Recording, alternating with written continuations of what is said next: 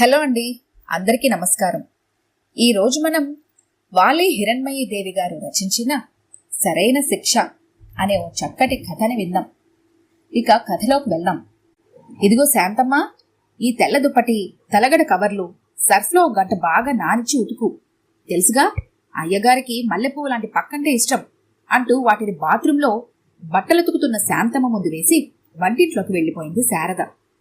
భర్త మనసరిగి ప్రవర్తించే శారదంటే చాలా అభిమానం శాంతమ్మకు. ఎంతో సామాన్యంగా సాధారణ అందచందాలతో ఉండే శారదను చూసినప్పుడల్లా అదృష్టం బావుండాలి కాని అందచందాలెందుకు, ఆ అదృష్టం బుద్ధితో ముడిపెట్టి ఉంది. తన బుద్ధే సరిగ్గా ఉండి ఉంటే శారద స్థానంలో తనే ఉండేదిగా అని అనుకోకుండా ఉండలేదు. సాయంత్రం చిన్న చిన్న పూలు ఉన్న తెల్లటి షిఫాన్ చీర కట్టుకొని సన్నజాజుల దండ తల నిండుగా పెట్టుకుని పడకుర్చీలో కూర్చుని ఊలుతో చిన్న చిన్న సాక్స్లు అల్లుతోంది శారద. చేతిలో వాటి పని అవి చేసుకుపోతున్నా ఆమె చూపులు మాత్రం మాటిమాటికి భర్త రాక కోసం వీధి చివరి వరకు తారాడటం. అక్కడే కూర్చుని చిక్కుడుకాయలు వలుస్తున్న శాంతమ్మ గమనిస్తూనే ఉంది. ఇంతలో ఎదురింటి శ్యామల వచ్చింది. శారదను చూస్తూనే, ఏంటి, ఎక్కడికో వెళ్ళడానికి తయారన్నట్లున్నావు శారద అంటూ అడిగింది. ఆమె చూపుల్లోని ఈర్ష్య శాంతమ్మ కంటపడింది గాని భర్త రాక కోసం ఎదురు చూస్తున్న శారద గమనించలేదు. ఈవేళ నా పుట్టినరోజు కదా, బిర్లా మందిరికి వెళ్దామనుకుంటున్నాం. ఏం పని వచ్చి ఆలస్యమైందో, లేకుంటే ఆయన ఈ పాటికి వచ్చేవారే అంది శారద అల్లిన సాక్స్లను అటు ఇటు తిప్పు చూసుకుంటూ. మిమ్మల్ని చూస్తే ఎంతో ముచ్చటేస్తోంది శారద. ఒకరంటే ఒకరు ఎంత ప్రాణంగా ఉంటారు, మేడ్ ఫర్ ఈచ్ అదర్లా ఉంటారు. నీ కంట్లో నలుసు పడితే తన కంట్లోనే పడినంతగా ఫీల్ అవుతారు మీ ఆయన. నువ్వు అంతే, అనుక్షణం ఆయన కనుసన్నల్లో మసులుతూ ఉంటావు. మేము ఉన్నామెందుకు, చావలేక బ్రతకలేక పిల్లల మొహం చూసి ఓ కప్పు కింద కలిసి కాపురం చేస్తున్నాం. ఉత్తర దక్షిణ ధృవాల్లా బ్రతుకుతున్నాం. నా గురించి పట్టించుకోకపోతే పోని, పిల్లల బాగోగుల గురించైనా పట్టించుకోడు. నా ఇష్టాయిష్టాలేంటో తెలుసుకునే ప్రయత్నమే చేయడు. తన ఖర్చులకు జల్సాలకి వాడుకోగా అది నేను అడగ్గా ఏదో ఇంత పారేస్తాడు. దాంతో సర్దలేక తల ప్రాణం తోకకొస్తోంది. ఇదిగో ఇప్పుడు మా మావయ్య, ఆయన పిల్లలు వచ్చారు. ఇంట్లో బియ్యం నిండుకున్నాయి. వాళ్ళకింత కాఫీ ఇవ్వాలన్నా గతి లేదు. ఆమె మాటలు కడ్డొస్తూ, ఎంత కావాలేంటి అంటూ అడిగింది శారద. రాజారావుకి ప్రశాంత వాతావరణం ఇష్టం. అతనికి ఇలాంటి దృశ్యాలు నచ్చవు. చూసి తట్టుకోలేడని తెలిసే ఆమెకెంతో కొంత ఇచ్చి పంపించేయాలన్న ఉద్దేశ్యంతో. చాకులాంటి పిల్లవు, ఇట్టే ఇతరుల కష్టాలను అర్థం చేసుకుంటావు. ఓ 100 ఉంటే ఇవ్వమ్మా, మళ్ళీ 5వ తారీఖుని ఇచ్చేస్తాను అంది శ్యామల. తెస్తానుండండి అంటూ లోపలికి వెళ్ళింది శారద. ఆమె వంక చూస్తూ, దేనికైనా పెట్టి పుట్టాలంటారు. రెండో పిల్లవాడిని కట్టుకున్నా మహారాణిలా సుఖపడుతోంది. పైసా కట్నం కూడా తీసుకోలేదు. మా అమ్మ నాన్నలు నా మొగుడికి 50,000 కట్నం ఇచ్చి పెళ్లి చేశారు. ఏం లాభం, ఇలా బాధలు పెడుతున్నాడు. పైసా కట్నం తీసుకోలేదు, పైగా పెళ్లి ఖర్చులు భరించారట ఆయనే. తెచ్చిన జీతమంతా ఈవిడికే ఇస్తాడు. ఒక్కటంటే ఒక్క చెడ్డ అలవాటు లేదు. బంగారు కొండ. మనిషి నలిపేగాని మనసు పసిమే అనుకో. ఇద్దరికీ ఏమంత పని ఉంటుందని, అయినా భార్య ఎక్కడికి అందిపోతుందో అన్నట్లు నిన్ను పనిలో పెట్టాడు. ఇంత మంచి దేవుడిలాంటి భర్త దొరికితే శారదలా నేను రోజు అతని కాళ్ళు కడిగి నెత్తిన నీళ్లు చల్లుకునేదాన్ని. మరి ఈయన మొదటి భార్య ఎంత మూర్ఖురాలో, ఇంత మంచి మొగుని వదులుకుంది. అంతా ప్రాప్తంలే. శారద కింద అదృష్టం రాసిపెట్టి ఉంది కాబట్టే ఆ పాపిష్టిది అలా వదులుకుంది అంటూ ఇంకా ఏదో చెప్పబోతున్న శ్యామల శారద రాక గమనించి మాటలాపేసింది. ఆమె ఇచ్చిన నోట్లందుకొని వాళ్ళింటి వైపు అడుగులేసింది. వెడుతున్న శ్యామల వంక చూసి నిట్టూర్చింది శారద. పాపం, పెద్ద కుటుంబం, బాధ్యత లేని భర్తతో పాపం ఎలా వేగుతుందో. ఆమెను చూస్తే జాలి వేస్తోంది. ఒక్కోసారి కోపము కలుగుతుంది. భర్త సంపాదన లేనప్పుడు తన పెద్ద పిల్లను ఏ పనికి పంపదు. పోసుకోలు కబుర్లతో టైం వేస్ట్ చేస్తుందే తప్ప నా దగ్గరికొచ్చి టైలరింగ్, ఎంబ్రాయిడరీ, బ్యాగ్లు అల్లటం అది నేర్చుకోమంటే నేర్చుకోదు. ఆ పిల్లల్ని పంపదు. వాళ్లేమో టీవీల ముందు అతుకుపోతారే తప్ప ఓ పని నేర్చుకుందామనే ఇంట్రెస్టే చూపించరు.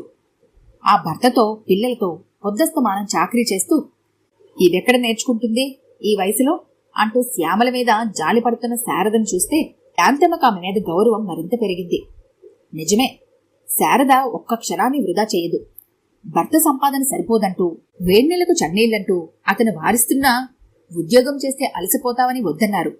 ఇంటి పట్టు నుండి అంతో ఇంత సంపాదిస్తే అలసట ఉండదని ఆయనకి నచ్చజెప్పి బ్యాగ్లు అల్లటం, చీరలపై ఎంబ్రాయిడరీ చేయటం చేస్తుంది. బయటికెళ్లి ఉద్యోగం చేసి సంపాదించే ఓ చిన్నపాటి ఉద్యోగస్తురాలి జీతాన్ని ఇంటి పట్టునే ఉండి అవలీలగా సంపాదిస్తోంది. సంపాదిస్తున్నానన్న గర్వాన్ని ప్రదర్శించదు. భర్త ఇంట్లో ఉన్నంతసేపు తన పనులన్నీ కట్టిపెట్టి అతనికే తన టైంని కేటాయిస్తుంది. అతని అలసట తీరేలా లాలిస్తుంది. అందుకే అతను ఈమెని ప్రాణంగా చూసుకుంటాడు. జీవితాన్ని అందంగా సుఖవంతంగా మలుచుకోవటం ఏ కొద్ది మందికో సాధ్యమవుతుందేమో. అది ఓ కళే. అది లేకనే తను తన కాపురంలో చేజేతులా నిప్పులు పోసుకుంది. ఆ ఆలోచన రాగానే తెగిరి దండలోని ముత్యాల్లా కన్నీళ్లు జలజలా రాలాయి ఆమె బుగ్గల మీదకి. తుడుచుకొని తలుంచుకొని పనిలో లీనం కావడానికి ప్రయత్నించినా మనసు మాత్రం గతంలోకి పరుగులు తీసింది. ఆ అబ్బాయికేం తక్కువని వద్దంటున్నావు? ఏదో ఉద్యోగం చేస్తున్నాడు. ముఖ్యంగా ఏ చెడ్డలవాట్లు లేవు. అత్త ఆడబిడ్డల పోరు లేదు. పైగా పైసా కట్నం వద్దన్నాడు. ఇంతకన్నా ఏం కావాలో చెప్పు? శాంతికి నచ్చజెబుతూ అంది ఆమె తల్లి సావిత్రమ్మ. పైసా కట్నం వద్దన్నాడని ఆ నల్లటి కురుపుని చేసుకోవాలా? ముష్టి 3000 జీతము. ఓ జీతమేనా?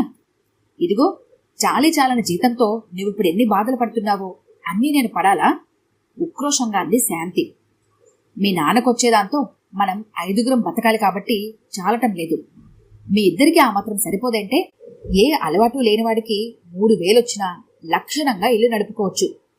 చెడ్డలవాట్లున్నవాడు 30,000 సంపాదించినా పెళ్ళాన్ని పస్తులుంచుతాడు. పోనీ అతని సంపాదన సరిపోదనుకుంటే నువ్వు చిన్న జాబ్ చేసుకో. మన మొహాలకి ఈపాటి సంబంధం రావటం అదృష్టమేనే. ఆలోచించు కాస్త విసుగ్గా అంది సావిత్రమ్మ. ఏ నా మొహానికేం తక్కువైంది? నేను ఉద్యోగం చేసేకాడికి మొగుడెందుకింకా? ఆ ముఖం చూస్తేనే చిరాకొస్తుంది. పెద్ద ముక్కు, చప్పి దవడలు. నా పక్క ఏమన్నా బావుంటాడా? నీకసలు ఎలా నచ్చాడో నాకు అర్థం కావటం లేదు. అంతకంటే చిరాగ్గా అంది శాంతి. అందచందాల శాశ్వతమేంటే? ఇప్పుడంటే వండుకు తింటున్నాడు. పైగా అతని మంచి చెడ్డ పట్టించుకునేవాళ్లు లేక అలా ఉన్నాడు. కాస్త ఒళ్ళు చేస్తే బాగానే ఉంటాడు. అయినా నువ్వెంతసేపు నీ రంగు అందం చూసుకుని మురుస్తూ ఉన్నావు గాని ఒకరిద్దరి పిల్లలు పుడితే నీ అందం ఇలాగే ఉంటుందంటే మీ నాన్నగా రిటైర్మెంట్ అయ్యేందుకు ఎక్కువ కాలం లేదు. పిచ్చి పిచ్చి ఆలోచనలు మాని పెళ్లి కొప్పుకో. ఇంకా నీ వెనకిద్దరున్నారు మాకు అంటూ కటువుగా అంది సావిత్రమ్మ. దాంతో అయిష్టంతోనే పెళ్లికి తలొగ్గింది శాంతి. అది వారి మొదటి రాత్రి. మంచం మీద పడుకొని తన రాకకే ఎదురుచూస్తున్న రాజారావును చూస్తే జుగుప్సతో ఒళ్ళు జలధరించింది శాంతికి. అతని నలుపు తన మేని పసిమ ఛాయికి అంటుతుందేమోనని కలవరపడింది. రాశాంతి చిరునవ్వుతో పిలుస్తున్నా అతన్ని కళ్ళెత్తి చూసింది. ఈ చప్పిడి దవడలవాడి పెదాల మీద తన అందమైన పేరు ఎన్నిసార్లు కూని చేయబడుతుందో కర్మ అనుకుంది. అతనంటే తేలిక భావం. తన అందానికి దాసుడై వచ్చాడని. అతను ఒంటి మీద చేయి వేస్తే ఇక తప్పదన్నట్లు కళ్ళు మూసుకొని ఒళ్ళు అప్పగించిందే తప్ప మొదటి రాత్రి ఆనందాన్నే మాత్రం అనుభవించలేదామె. ఏదో వంకతో ఒక్కోసారి సూటిగానే తన అందచందాల్ని ఎగతాళి చేస్తున్నా, ఉద్యోగాన్ని దిట్టిపొడుస్తున్నా, పాపం చిన్నపిల్ల ముందు ముందు తనే అర్థం చేసుకుంటుందిలే అనుకుంటూ అతడెంత సమాధానపడినా నిరాశే మిగిలింది. తనలాంటి అందగత్తిని ఏ అందాల రాకుమారుడో ఇంత పొడుగు కారులో వచ్చి తీసుకుపోతాడని ఆమె చదివిన పిచ్చి నవలలు శాంతి పైత్యాన్ని పెంచాయే తప్ప తగ్గించలేదు. జీవితమంటే ఏమిటో విడమర్చి చెప్పే నవలలు, జీవితాన్ని సంతృప్తితో ఎలా సుఖమయం చేసుకోవాలో చెప్పే నవలలు రాజారావు ఏరి తెచ్చినా అవి చదివితే బోరంటూ తేల్చి పారేసేది.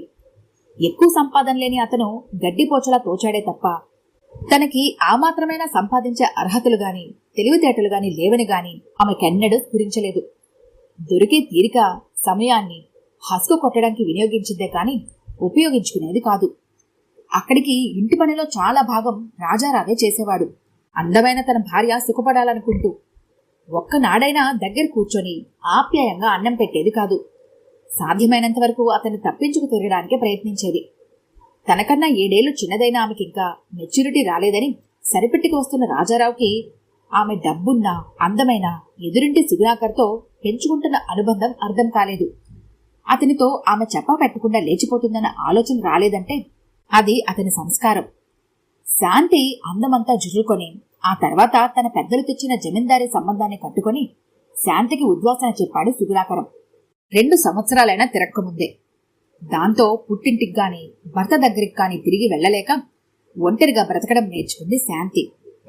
లేచొచ్చిన ఆడదాన్ని ఎంత తేలిగ్గా చూస్తారో అనుభవంలోకి వచ్చింది.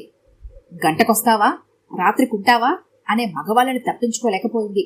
ఆకలి దయ్యాల కోరల్లో చిక్కుకుపోయి భర్త సహృదయం అర్థమయ్యేసరికి ఆమె జీవితం నాశనమైంది. అతను తప్పక క్షమిస్తాడన్న ఆశతో రాజారావు ఇంటికి వెళ్ళినా అతను ఇల్లు ఖాళీ చేసేశాడని, మంచి ఉద్యోగం వచ్చి వేరే ఊరు వెళ్లిపోయాడని తెలిసి నిరాశపడింది. ఆ ఊరు వదిలేసింది. మరో 4-5 సంవత్సరాలు నికృష్టంగా గడిపింది. ఆఖరికి ఒకరోజు తినడానికి తిండి దొరక్క అడుక్కుంటూ రోడ్డు క్రాస్ చేయబోయి ఓ ఆటో కింద పడిపోయింది. అదే ఆటోలో ప్రయాణిస్తున్న రాజారావు ఆమెను హాస్పిటల్లో అడ్మిట్ చేయించాడు. ఆమె పరిస్థితిని చూసి చెలించిపోయాడు. ఎంత కాదనుకున్నా ఒకప్పుడు ఆమె తన భార్య అన్న భావనతో ఆమె రోగాలను నయం చేయించాడు. తరువాత ఆమెకు స్పష్టంగా తన మనసులోని మాట చెప్పాడు. నా బొడ్డులో ప్రాణం ఉన్నంత వరకు నిన్ను పోషిస్తాను, కానీ మన మధ్య భార్యాభర్తల సంబంధం ఉండదు. నువ్వు ఈ సంగతి నోరు జారొద్దు. నువ్వు నోరు జారిన నాడు నీకు తిండికి కూడా గతి ఉండదు. 2 ఏళ్ల క్రితం నేను పెళ్లి చేసుకున్నాను. నా భార్య ఇప్పుడు గర్భవతి. పనిలో సాయంగా ఉంటుందని నీకు నా ఇంట్లో ఆశ్రయం ఇస్తున్నాను. నీకెంతకాలం ఇష్టమనిపిస్తే అంతకాలం పని మనిషిగా ఉండు. అంతకు మించి ఆశించవద్దు. నీకు ఈ ప్రపోజల్ నచ్చుకుంటే నీ పాత రోత బతుకులోకి వెళ్ళు అన్నాడు ఖచ్చితంగా. అయినా శాంతి కళ్ళకప్పుడు కోరి వరాలిచ్చే ఎలివేల్పులా కనిపించాడు రాజారావు. శారద లాలనలో శ్రద్ధతో మునుపటి కన్నా ఒళ్ళొచ్చి నిండు బుగ్గలతో కాస్త రంగుదేలి అందంగా కనిపిస్తున్న రాజారావుని చూసినప్పుడు తనెంత మూర్ఖత్వంతో ప్రవర్తించిందో అర్థమైంది ఆమెకి. తనకిది సరైన శిక్ష అనుకుంది. అతన్ని పెళ్లాడిన శారద అందగత్తే కాకపోయినా ఆమె ఎంత సద్గుణవతో పనివంతురాలో తెలిసాక ఆమె అంటే ఈర్ష్య కలగలేదు. పోనీలే, దేవుడి దయవల్ల మంచి భార్య దొరికినా తన భర్త సుఖపడుతున్నాడు అనుకునేంతగా ఎదిగింది. శాంతమ్మ, వారొచ్చారు, మేం గుడికెళ్తాం, ఇల్లు జాగ్రత్త అంటున్న శారద మాటలతో ఈ లోకంలోకి వచ్చింది శాంతి ఉరఫ్ శాంతమ్మ.